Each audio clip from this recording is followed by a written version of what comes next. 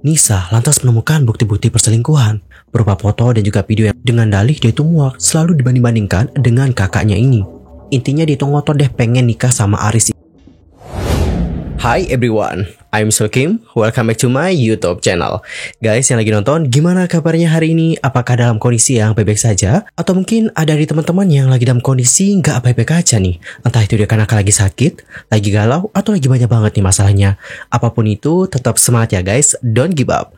Fighting! Guys, di video kali ini kita bakal bahas tentang bagaimana true story atau kisah nyata di balik film Ipar Adalah Maut. By the way, sekedar untuk informasi, film Ipar Adalah Maut itu telah resmi tayang di bioskop sejak tanggal 13 Juni 2024. Film yang disutradarai oleh Hanung Bramantyo ini dibintangi oleh sejumlah artis ternama, mulai dari Michelle Judith, Deva Mahendra, hingga Davina Karamoy. Dan film ini berhasil menarik perhatian masyarakat Indonesia nih guys. Terbukti dengan bagaimana pencapaiannya yang berhasil menggait 153.000 penonton lebih dalam sehari penayangannya. Wow, debak. Dan apakah kalian menjadi salah satu dari ratusan ribu orang yang menontonnya di hari pertama? Antar komen ya guys di kolom komentar. Dan teman-teman, kemarin kan sempat berseliweran nih di FYP TikTok aku tentang bagaimana reaksi dari para penonton usai menonton film yang satu ini.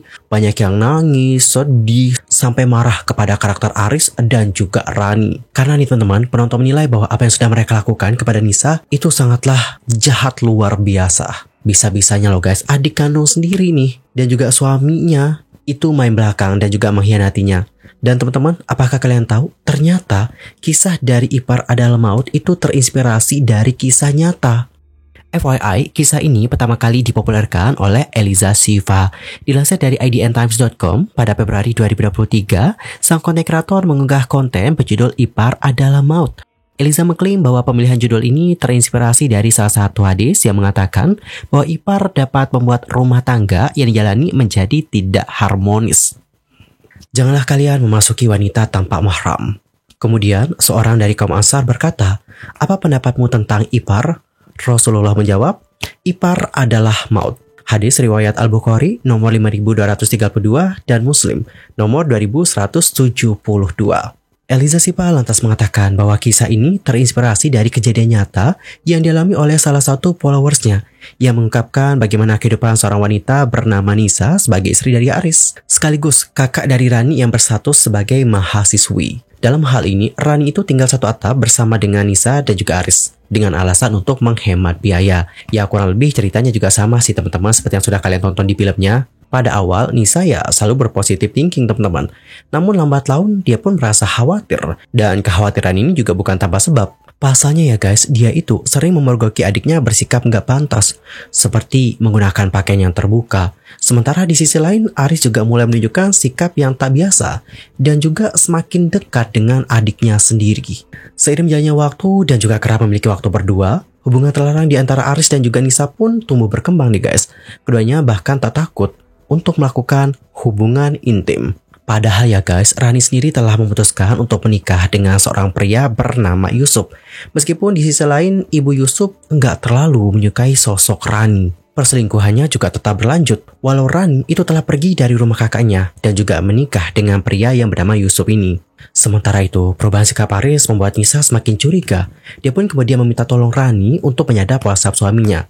Ya tentu saja teman-teman, hal itu bakalan sia-sia. Karena kan untuk sang suami itu berselingkuh dengan adiknya sendiri. Pada akhirnya, Nisa itu meminta bantuan nih guys kepada temannya, yang pada akhirnya yaitu diberi saran untuk membuka sebuah aplikasi tertentu pada ponsel sang suami.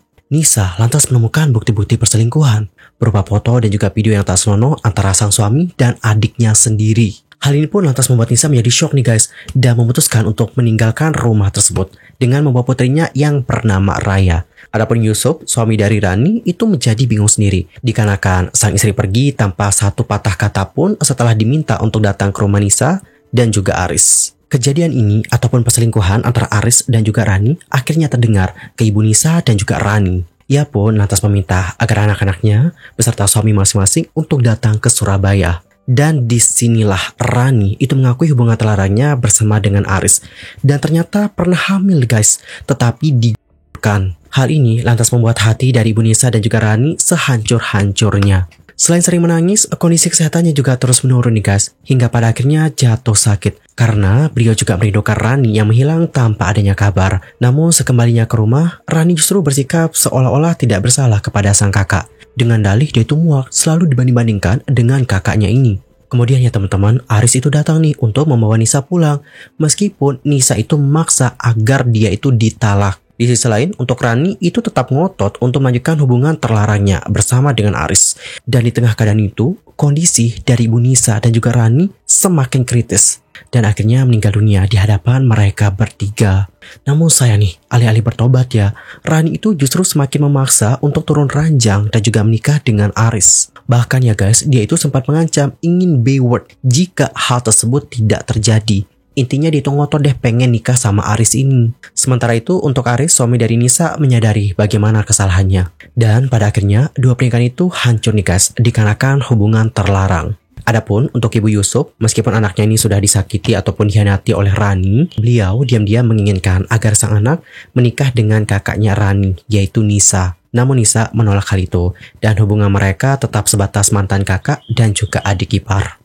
Jadi guys, kurang lebih seperti itulah bagaimana cerita nyata di balik film Ipar Adalah Maut. Dan teman-teman, untuk informasi tambahan, ada beberapa perbedaan antara yang difilmkan dan juga yang diceritakan oleh Eliza via sosmed.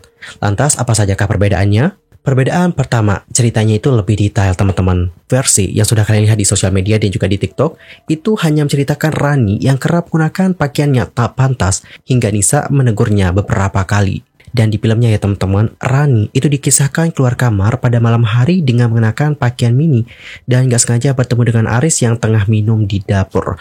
Sejak kejadian itu, Rani dan Aris mulai menunjukkan gerak-gerik yang mencurigakan. Dan gak cuma awal perselingkuhan mereka saja sih teman-teman yang diceritakan, ada lagi kok bagaimana hubungan Aris dan juga Rani yang diceritakan lebih detail dan filmnya. Kita sebut saja seperti bagaimana momen yang menggambarkan mereka bermain api di belakang Nisa, seperti beberapa kali check-in di hotel dan memanfaatkan kesibukan dari Nisa. Yang berikutnya adalah sosok suaminya Rani. Nah teman-teman, seperti yang sudah kita bahas tadi, Rani ini kan udah menikah ya dengan seorang pria yang bernama Yusuf. Namun di filmnya sendiri, Rani ini diceritakan belum menikah. Selain itu nih guys, ada lagi perbedaan lainnya, di mana di versi asli seperti yang sudah kita bahas, Rani dan Aris akan menjelaskan soal perbuatan mereka di hadapan Nisa, Yusuf, dan sang ibunda. Namun di film itu diceritakan bahwa hanya Nisa lah yang mengetahui perselingkuhan sang suami dan juga adiknya. Alright teman-teman, jadi kurang lebih seperti itulah bagaimana perbedaan antara versi film dan juga versi yang kita saksikan di sosial media. Dan bagaimana nih pendapat kalian akan kisah yang satu ini? Apakah kalian juga merasa sedih dan juga merasa iba atas apa yang terjadi dengan Nisa? Nanti langsung aja ya guys, sampaikan di kolom komentar bagaimana pendapat kalian akan kisah yang satu ini. Anyway, cukup sekian ya guys untuk hari ini, dan kita akan jumpa lagi di video berikutnya dengan informasi terbarunya. I'm Sulky pamit, dan aku juga mohon maaf jika ada kesalahan. Baik itu dalam ucapan, sikap, tindakan, dan mungkin ada salah informasi. Mohon koreksinya ya guys. Sampai jumpa semuanya dan selamat beraktivitas ya. Goodbye everyone. Bye-bye.